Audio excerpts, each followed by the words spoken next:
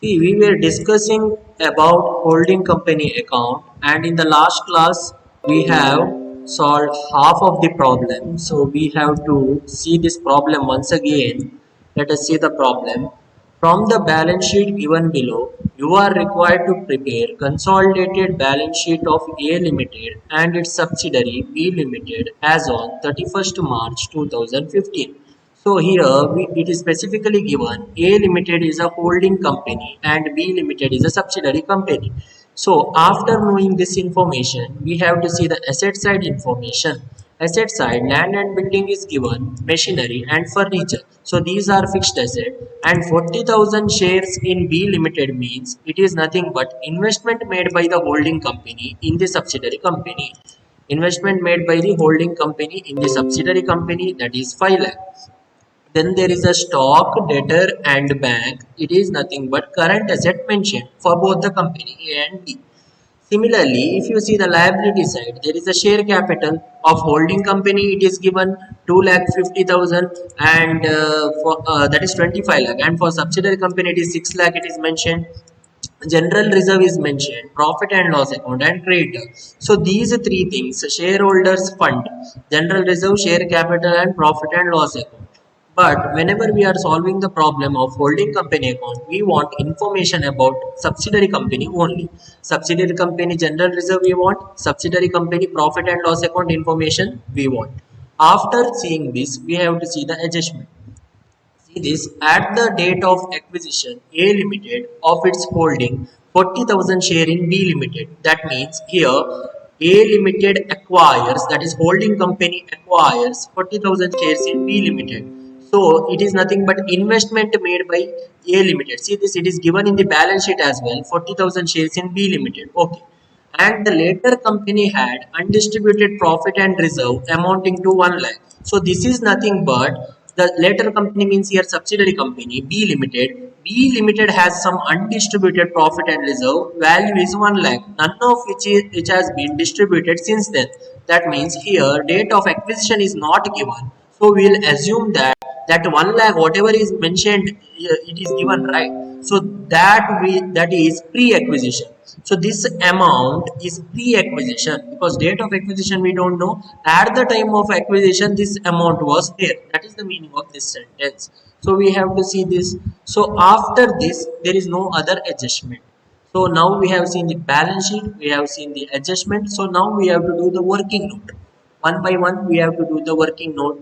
So before doing the working note, that undistributed profit, that 1 lakh consists of profits of the subsidiary company and reserves of the subsidiary company, which is before the acquisition of the company. So that means we have to divide that. So let us see this, there is one note is mentioned. It is assumed that out of 1 lakh, reserves and profit are in the ratio of 2 is to 3. Here they have mentioned the amount but not given the ratio. But we want to divide the amount into profits and reserve, so that it will be divided. So how we can take the ratio? Here B company general reserve information, if you see 1 lakh 20, and B company profit and loss information given in the balance sheet is 1 lakh 80. So with the help of these two information we can easily take the ratio, because this is the total profit of subsidiary company and total reserve of the subsidiary company. So simplify this. 1,20,000 is to 1,80,000. How to do that? See this, 1,20,000 is to 1,80,000. If you simplify, you will get the ratio as 2 is to 3. 2 is to 3 is our ratio. So now we can easily distribute the amount. What is the profit and what is the reserves of the subsidiary? See this. Undistributed profit is to be distributed as per the ratios as reserves and profits. So now ratio we got 2 is to 3, 1 lakh into 2 by 5. Why 2 by 5? 2 plus 3 there is 5. So 5 unit is there. So 2 by 5, 40,000 will be reserve. So this reserve is pre-acquisition reserve. Why? Because that 1 lakh was there at the time of acquisition. Similarly, 1 lakh into 3 by 5, that is 60,000. This is pre-acquisition profit. This is before the acquisition by the holding company. Then after this, holding company acquires the shares in the subsidiary company. So now we have divided After that we have to calculate the working note. One by one working note we have to calculate. See this calculation of a pre-acquisition and post-acquisition reserve we have to do. So here pre-acquisition reserve, how to find out? Pre-acquisition reserve, if you see, that is we have already calculated in the working note number 1. Working note number 1 40,000. So same thing we have to write here. That will be our pre-acquisition reserve. And what about post-acquisition reserve? Post-acquisition reserve is nothing but after the acquisition, whatever the reserve exists in that particular company. So how to calculate that? Total reserve given in the balance sheet minus pre-acquisition reserve. Total reserve given in the balance sheet. Once you see the total reserve given in the balance sheet is 1,20,000, isn't it? From that, that is balance sheet means here balance sheet of subsidiary only we have to see. Holding company information is irrelevant. Here subsidiary company is B Limited. So only B Limited information we want. General reserve of B Limited, that is subsidiary company, 1,20,000. From that we have to minus pre-acquisition reserve. We have deducted pre-acquisition reserve 40,000. So we got post-acquisition reserve as 80,000. See this total reserve of subsidiary minus pre-acquisition reserve. You will get the post-acquisition reserve. This is our working note number 2. After this, we have to similarly find out calculation of pre-acquisition and post-acquisition profit. Again, what about pre-acquisition profit? This is we have calculated in the working note number 1. See this.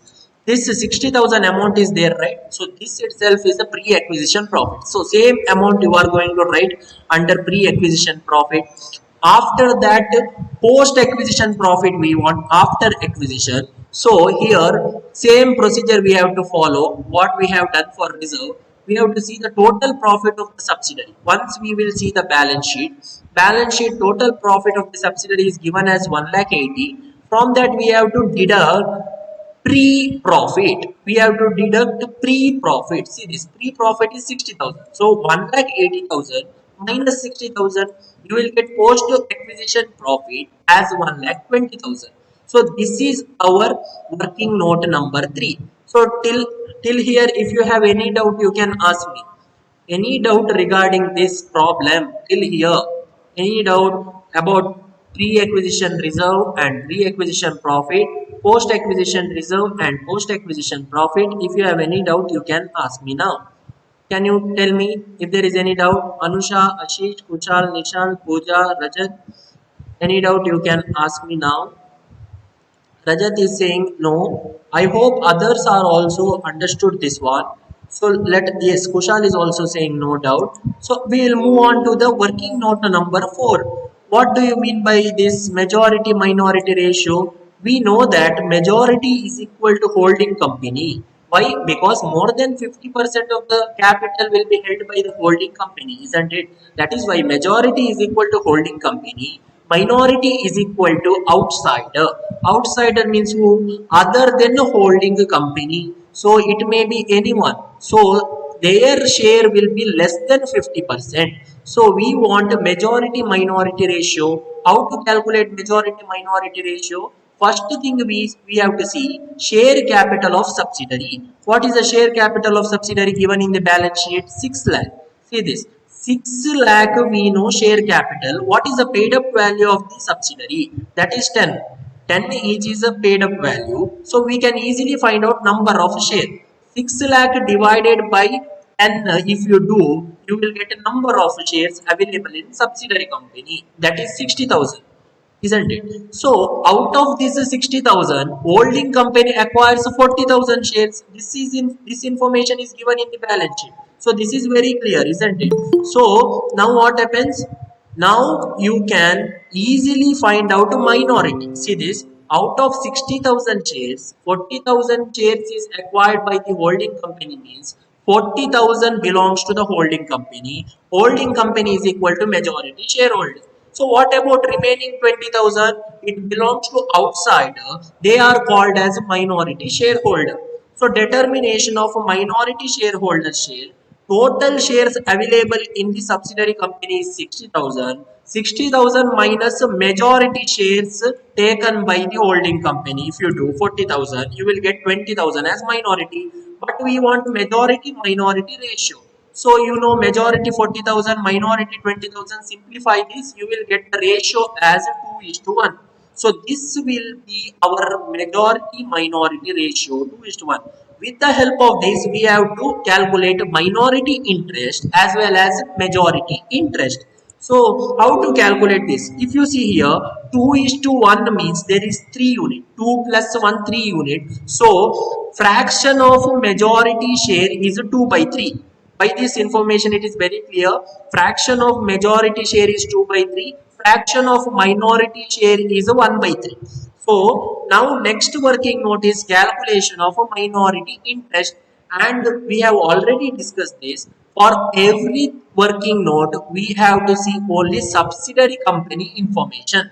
So now calculation of minority interest share we know 1 by 3 with the help of majority minority ratio. First one, 1 by 3 share in the share capital of a subsidiary. So we want the share capital of subsidiary. So let us see the information given in the balance sheet once again. There is share capital, they are mentioned as 6 lakh. So out of this 6 lakh, 1 by 3. 1 by 3 we have to do. 6 lakh into 1 by 3, we will get the share capital of subsidiary. That is 2 lakhs. See this, 2 lakh will be the share capital. Similarly, out of total reserves of the subsidiary, we have to take 1 by 3. So this total reserve is also given in the balance sheet. 1,20,000 into 1 by 3, if you do, you will get 40,000. Then we have to take the 1 by 3 share in total profits of the subsidiary. So 1 by 3 share in the total profit. Total profit is given in the balance sheet under subsidiary limited B limited column. 1,80,000 into 1 by 3, if you do, you will get 60,000. So we have to make the total of these three things. That is share capital, total reserve and total profit of this minority interest. So here minority interest means what? One more thing. Here what do you mean by minority interest? Minority interest means it is nothing but the claims of the outside.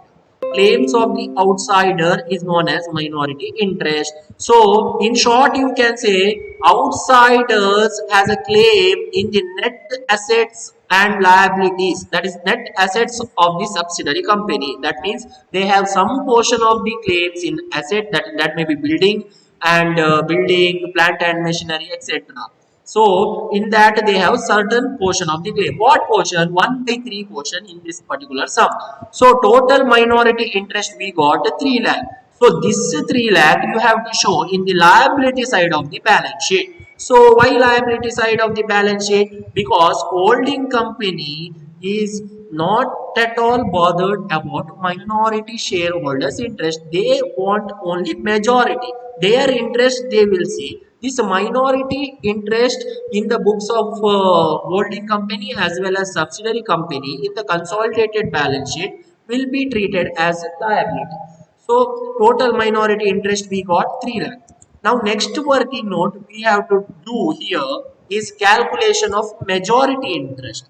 Once we found out the minority interest, we can easily calculate the majority interest. How to calculate the majority interest? We know majority minority ratio as 2:1. And one more important thing here, calculation of minority interest, we want every total. That means total reserve we want, total profits we want, like that total share capital we want of subsidiary company. But in the case of majority interest, we want division, like pre-acquisition reserve also we needed, post-acquisition reserve is also needed, pre-acquisition profit is needed, post-acquisition profit is needed. So all these information we have calculated in the previous working note. So if you see the previous working note, we can easily calculate majority interest. See this, first one, 2 by 3 share in the share capital of subsidiary, they say. So share capital is given in the balance sheet is 6 lakh. 6 lakh into 2 by 3 if you do, you will get 4 lakh. 4 lakh is their share in the share capital of subsidiary. Their share means holding company share. Majority means what? Holding company. So this 4 lakh amount is there, right? This is to be set off against investment. So like this you have to write set off against investment. So why this is written? Because one more working note is there. There we will see paid up value and cost of investment, and we'll see whether there is a goodwill or capital reserve. That is why you have to write here set off against investment. This is common for every problem. Second one, after this we have to see 2 by 3 share in pre-acquisition reserve. For pre-acquisition reserve, we have to see the previous working note. Once again, we will move on to the previous working note. See this pre-reserve we have calculated 40,000. That is nothing but working note number 1 we have solved. So 40,000, in that 40,000 2 by 3 shares we have to take. See this 40,000 into 2 by 3 if you take, you will get 26,667. And you know, whenever there is a pre-acquisition reserve, it is to be treated as a capital reserve. Why it is to be treated as capital reserve? Because it is before the acquisition, and before the acquisition means we don't know from when to when. That means it may be more than, usually it is more than 1 year. So this is a long term in nature. This reserve is a long term in nature. In short, you can say this reserve includes the reserves of the several years. That is why it is treated as capital reserve. So you have to write capital reserve here. Why we need to write capital reserve? Because there is one more working note, that is set off of capital reserve and goodwill. Why? Because as per the accounting standard 21, we cannot show both. That means we either have to show goodwill in the balance sheet or we have to show capital reserve in the balance sheet. Capital reserve will be shown in the liability side, goodwill will be shown in the asset side. So we want only one amount. That is why we have to set off. So capital reserve we have written. Wherever there is a pre, you have to write capital reserve. After that, third one comes under majority, that is 2 by 3 share in post acquisition reserve. So we know total reserve is 1,20,000. Out of that 40 is pre acquisition reserve. That means other 80,000 is post acquisition reserve. So we can see the again working note, previous working note. If you see, you will come to know. See this post acquisition reserve is 80,000. So on that 80,000, take 2 by 3. On that 80,000, take 2 by 3. So you will get the amount as 53,333. 53,333. So this you can treat as a revenue reserve. So this you can treat as revenue reserve. Why? Because now we know the exact timeline. So this reserve after acquisition means if you have to see the balance sheet. When the balance sheet information is given. So let us see the balance sheet information for that matter. So balance sheet is as per 31st March 2015. That means at the year end this balance sheet is given. So that reserve, whatever we have calculated, has occurred after the acquisition. So let us assume here acquisition date is also not given. So we'll assume that acquisition took place somewhere in between the year. So we know the time duration. Suppose acquisition took place in the month of September. Then September, October, November, December, January, February, March. So 7 months. It is of course less than the 12 months, isn't it? That is why it is treated as revenue reserve, short-term reserve. So this is very important. So why revenue reserve here we have written? Because this you have to show in consolidated balance sheet. In your final balance sheet, this answer you have to write along with holding company's reserve that is already given in the question. So that is why this is needed. Now fourth one, under that fourth one, 2 by 3 share in pre-acquisition profit. So 2 by 3 share in pre-acquisition profit means here that is 60,000 out of 1 lakh undistributed profit. We have calculated with the help of ratio 2:3, 60,000 is our pre-acquisition profit. So 60,000 into 2 by 3 if you do, you will get 40,000. So again, there is a pre word. Whenever the word pre comes, you have to write as capital reserve. So that is about point number 4 under majority interest. We are calculating majority interest. Next, fifth one, 2 by 3 share in a post acquisition profit. So here out of 1,80,000 profit, 60,000 is a pre. So how we know 1,80,000 profit? We have to see the balance sheet. Once again, if we see the balance sheet, see this profit of subsidiary, total profit of subsidiary 1,80,000 and pre-acquisition profit of subsidiary is 60. So post acquisition profit is 1,20,000. So 1,20,000 into 2 by 3 we have to do. You will get 80,000. Here word post is written. Whenever there is a word post, it becomes a revenue. So it is revenue profit. This answer you have to show in the balance sheet along with the holding company's profit, which is already given in the question. So that is about the fifth point under majority interest. And no need of doing the total of majority interest. Why? Because we want only the division amount, all category amount we want, total not needed. That is one more thing.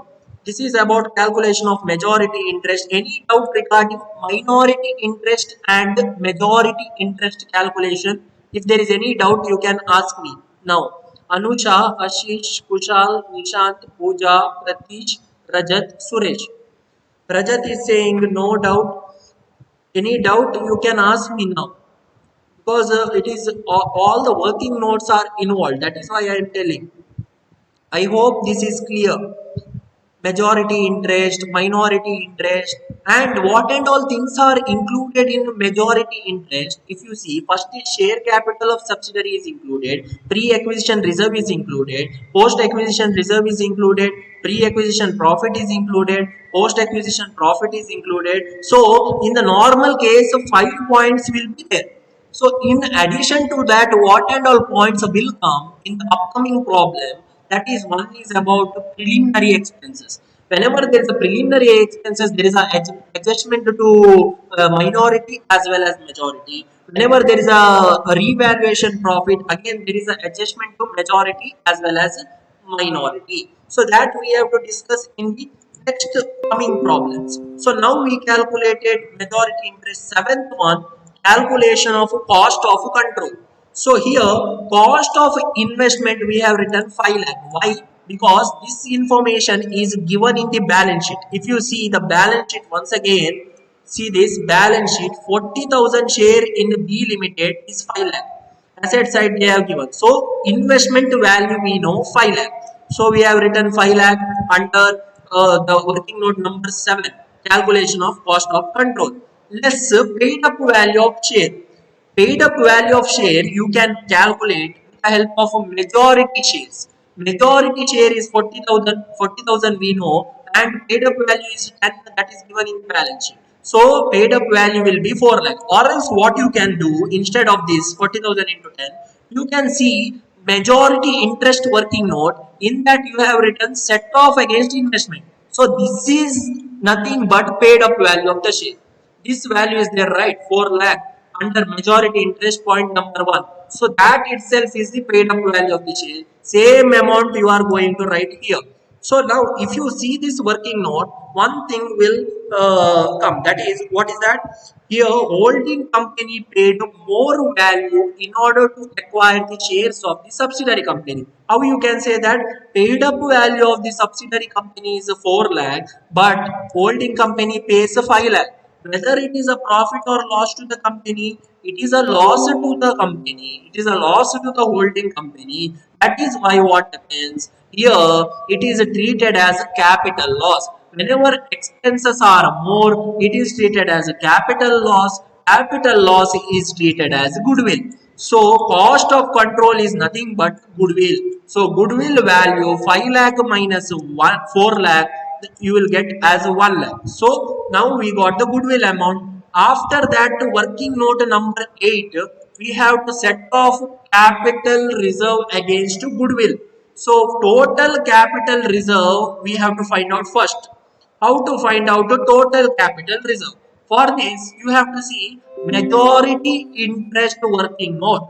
Majority interest working note, if you see, you can easily get the capital reserve. Wherever you have written capital reserve, take that amount. So here you see pre-acquisition, you have written capital reserve. So 26,667, one answer, plus one more thing is there, that is pre-acquisition profit.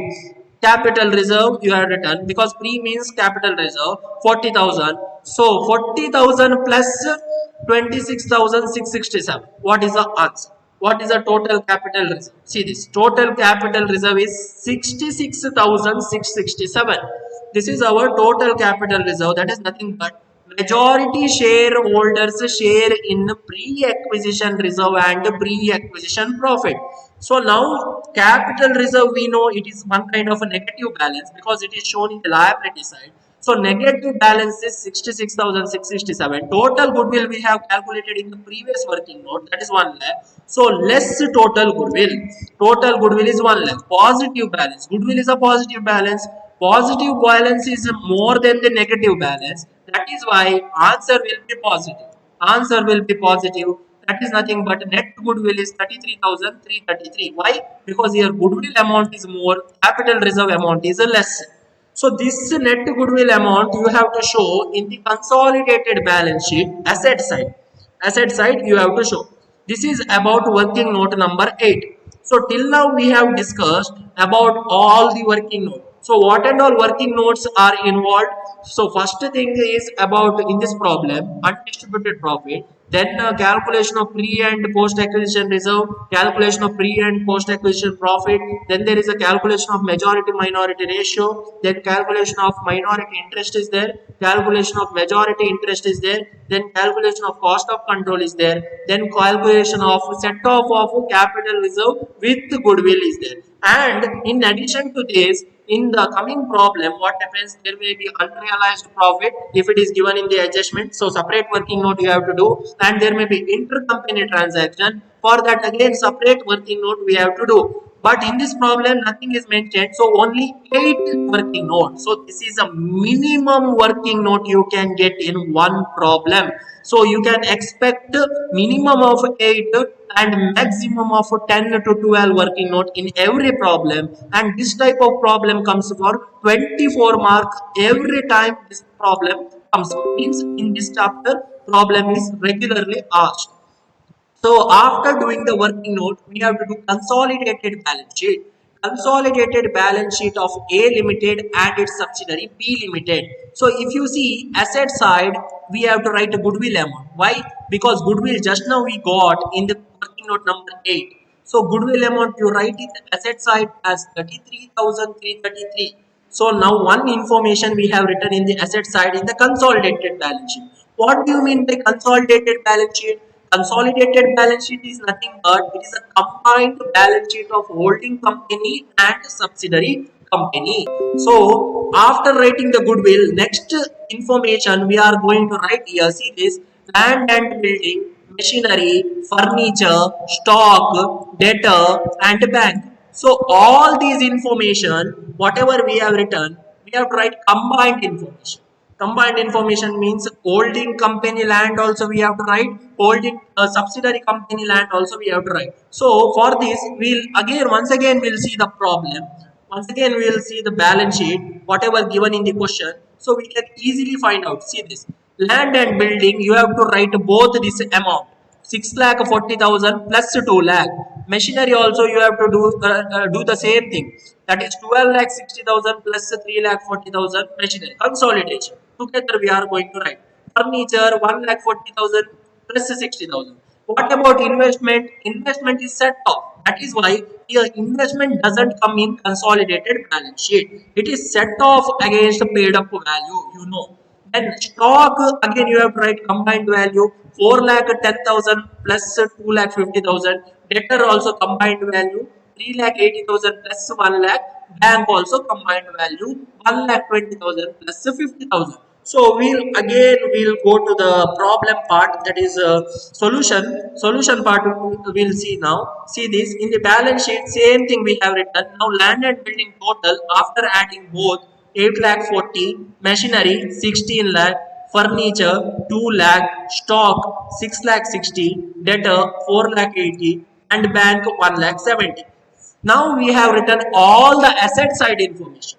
Asset side information we have written. So we are following the old format. So this is a old format. You can there is a vertical format also, horizontal format also. Why we are doing this old format? Because already the working notes are more, and if you follow the new format, again the sum will become lengthiest problem. So that is why it is better to prepare as per the old format. So now we will see the liability side. In the liability side, very important, we have to write share capital of a holding company only. So what about share capital of subsidiary company? It is not written. Why? Because it is set off. Share capital of subsidiary company is set off. How you can say it is set off? See this here, paid up value of the share we have written. So from where this has come? So we have utilized the 6 lakh amount. We have utilized the 6 lakh amount. See this 4 lakh is a paid up value we have written out of 6 lakh. And what about remaining 2 lakh? Remaining 2 lakh, it is a claims of the outside. It is a claims of the outsider. So we have to show this in minority interest. That is in the liability side separately we have to show. That is why this 6 lakh amount is eliminated. So whenever you are doing the balance sheet, share capital only of a subsidiary company, only about holding company you have to write. Sorry, only about holding company you have to write. Subsidiary company share capital you have to ignore because it is already set out. So what is a holding company share capital? Holding company share capital given in the question is 25 lakh. So we have to move to the solution part. So we have written 25 lakh. So let us see this 25 lakh we have written. Yes, see this 25 lakh is a share capital of the holding company. After this, what else information comes that we have to see? Then the general reserve. So these informations now very important. General reserve of A Limited and B Limited together we have written. So A Limited general reserve where it is given. This general reserve is given in the balance sheet in the question holding company reserve. A Limited reserve means what? It is a holding company reserve that is 3,60,000. So now B Limited reserve whenever you are writing, we have to write post acquisition reserve of majority only. So again we have to see the question. See this very important here. Reserve part we have to see in the question. What is the reserve part? See this A company reserve is 3,60,000. So holding company same reserve we have written in the balance sheet. But we are not writing this 1,20,000 in the balance sheet. This is very important. Why? Because we want only holding company's interest. We want only holding company's interest means what? Majority interest. Majority interest means what and all belongs to the holding company from the net asset of the subsidiary company. So instead of writing 1,20,000, we have to see the working note of majority interest once again.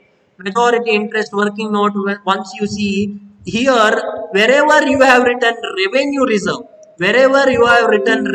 reserve, see this post acquisition reserve you have written revenue reserve, that is short term reserve. So this information you have to write in the balance sheet that we have already discussed. So this amount we have to write 53,333. So we will go to the balance sheet once again. See this here 3,60,000 given in the balance sheet. D Limited 53,333. That is post acquisition reserve of a majority we have written. So total general reserve will be 4,13,333.